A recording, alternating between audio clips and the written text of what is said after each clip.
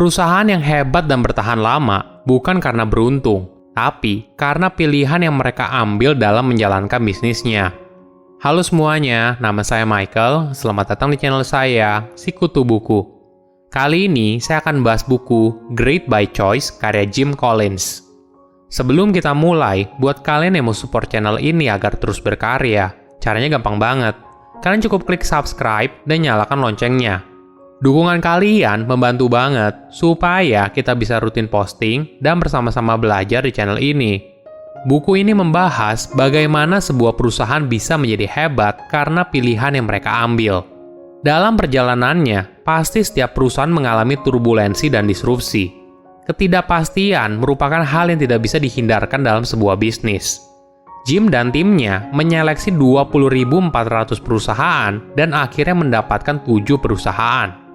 Jim menyebut perusahaan pilihan ini sebagai kasus 10 kali. Karena perusahaan ini mampu mengalahkan rata-rata kenaikan industri mereka sebanyak 10 kali lipat dalam jangka waktu 15 tahun. Perusahaan ini tidak bergerak dengan mental penjudi, di mana berani mengambil risiko besar dan banyak bergantung pada keberuntungan. Namun, ada serangkaian mindset dan disiplin yang mereka lakukan sehingga membuat perusahaannya bisa bertahan dalam jangka waktu yang lama. Saya merangkumnya menjadi 3 hal penting dari buku ini. Pertama, menjadi fanatik dalam disiplin. Saya menemukan frasa yang menarik, fanatik disiplin. Ternyata ini merupakan salah satu resep rahasia dari orang yang sukses. Mereka adalah orang yang berpegang teguh pada nilai-nilai tertentu, tujuan jangka panjang atau standar kinerja, dan bersedia mengambil tindakan yang konsisten untuk mencapai hasil tersebut. Pada saat terjadi perubahan atau ketidakpastian, kekuatan disiplin ini bertindak sebagai jangkar, menjaga perusahaan tetap pada jalurnya, dan mencegahnya mengikuti kompetitor lain hingga kehilangan jati dirinya. Namun selain disiplin, faktor utama adalah persiapan. Ini yang membuat sebuah perusahaan bisa bertahan di tengah ketidakpastian. Hal ini sering disepelekan, apalagi bagi sebuah perusahaan yang sudah berusia tahunan atau dekade. Mereka merasa sudah berpengalaman, namun yang mereka tidak sadari, tidak ada yang bisa memprediksi apa yang terjadi di bulan depan, tahun depan, dan 10 tahun lagi. Sama halnya, tidak ada yang bisa memprediksi tahun 2020 lalu kita akan mengalami pandemi COVID-19, dan tidak ada yang menyangka juga pada akhir tahun 2020, orang pertama di UK sudah mendapatkan vaksin COVID-19 pertamanya. Ada sebuah kisah yang menarik. 2 tim penjelajah bersaing untuk mencapai kutub selatan dan memulainya bersamaan pada tahun 1910. Tim yang pertama berhasil mencapai kutub selatan duluan dan juga bisa kembali pulang dengan selamat. Sedangkan tim yang kedua bukan hanya kalah dalam perlombaan, tapi juga tidak kembali dengan selamat karena semua anggota timnya meninggal kedinginan. Tim yang pertama dikomandani oleh seseorang bernama Roald Amundsen, dan rahasianya terletak pada satu aturan yang selalu mereka pegang teguh. Tim itu akan selalu bergerak 20 mil setiap hari, tanpa peduli kondisi cuaca apapun yang mereka hadapi. Di hari di mana cuaca buruk, mereka harus berjuang keras untuk mencapai 20 mil. Sedangkan di hari di mana cuaca baik, mereka menahan diri untuk tidak bergerak melebihi 20 mil. Dengan cara ini, mereka mampu menyimpan energi, mengatur sumber dayanya dengan baik, dan selalu ada progres. Beda hal yang dilakukan oleh kompetitornya. Mereka berusaha untuk berlayar secepat mungkin, sehingga awak kapalnya menjadi kelelahan, dan ketika kondisi buruk menerpa, mereka tidak selamat. Cerita ini kemudian menjadi sebuah istilah 20 miles march, dan inilah yang dilakukan oleh sebuah perusahaan yang hebat. Mereka berusaha untuk menciptakan tujuan jangka panjang yang besar, namun mereka konsisten melakukan apa yang harus dilakukan untuk mencapainya setiap hari tanpa gagal. Kedua, mengambil keputusan berdasarkan data. Perusahaan yang hebat bukanlah perusahaan yang inovatif dengan membabi buta, namun mereka mengambil keputusan berdasarkan data.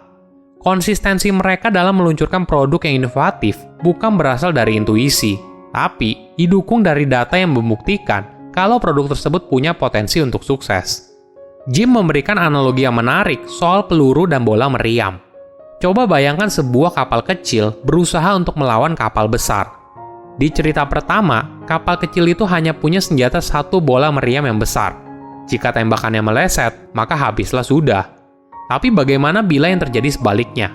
Kapal itu berisi banyak peluru kecil Jadi, si penembak bisa berlatih untuk menembak terus-menerus. Dalam waktu yang tepat, barulah bola meriam ditembakkan ke kapal yang besar. Ini yang dilakukan oleh Steve Jobs di Apple. Mungkin kita melihatnya, Apple adalah perusahaan inovatif yang sangat berani mengambil risiko. Namun, ada hal berbeda yang mereka lakukan. Pada tahun 2001, Apple pertama kali meluncurkan iPod pertamanya. Tapi iPod yang waktu itu diluncurkan bukanlah seperti yang kita kenal sekarang. Itu merupakan produk tes awal dan hanya tersedia bagi pengguna komputer Mac. Ketika pengguna komputer Mac suka dengan produk tersebut, Steve mencoba lagi mengirimkan peluru dengan meluncurkan iTunes untuk mereka. Ternyata, produk ini sangat disukai. iTunes memberikan pelanggan mereka kesempatan untuk mendengarkan lagu secara resmi dan murah. Barulah setahun kemudian, iTunes dan iPod diperkenalkan ke pengguna yang lebih luas, yaitu non-pengguna komputer Mac. Peluru dan bola meriam bisa diartikan seperti itu. Peluru adalah sebuah eksperimen yang rendah biayanya, rendah resikonya, dan tidak perlu banyak menggunakan sumber daya perusahaan. Sedangkan bola meriam adalah sebuah proyek atau aktivitas yang membutuhkan perusahaan harus banyak berinvestasi dari sisi waktu, tenaga, uang, dan sumber daya. Dengan memulainya dari peluru, kamu akan mendapatkan banyak insight dan pengalaman berharga. Barulah di kemudian hari, kamu siap untuk menembak dengan bola meriam. Ketiga, rasa takut yang produktif. Perusahaan hebat tidak pernah merasa nyaman. Mereka selalu membuat diri mereka tidak nyaman dan selalu cemas akan masa depan. Bahkan di masa emas sekalipun, mereka selalu bertanya, apa yang bisa saya lakukan apabila industri saya berubah? Bagaimana perusahaan saya bisa menghadapi perubahan tersebut? Kompetitor masa depan saya seperti apa? Mereka menggunakan sesuatu yang disebut oleh Jim sebagai productively paranoid atau rasa takut yang produktif. Hal ini digunakan untuk memastikan kalau mereka siap untuk situasi apapun. Salah satu contohnya adalah bagaimana perusahaan hebat selalu berusaha untuk menjaga arus kas keuangan mereka. Bahkan rasio antara kas dan aset mereka mencapai 3 hingga 10 kali lebih besar daripada kompetitornya. Rasa takut ini membuat mereka selalu waspada tentang adanya perubahan yang mempengaruhi bisnis mereka. Entah itu kompetitor baru, kebijakan hukum baru, atau kondisi keuangan yang berubah. Perusahaan hebat selalu melakukan persiapan sebaik-baiknya.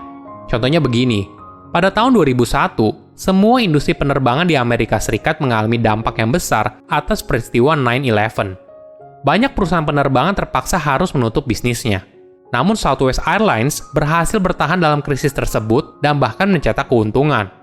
Southwest Airlines mampu mengembangkan bisnisnya, menawarkan rute dan layanan baru.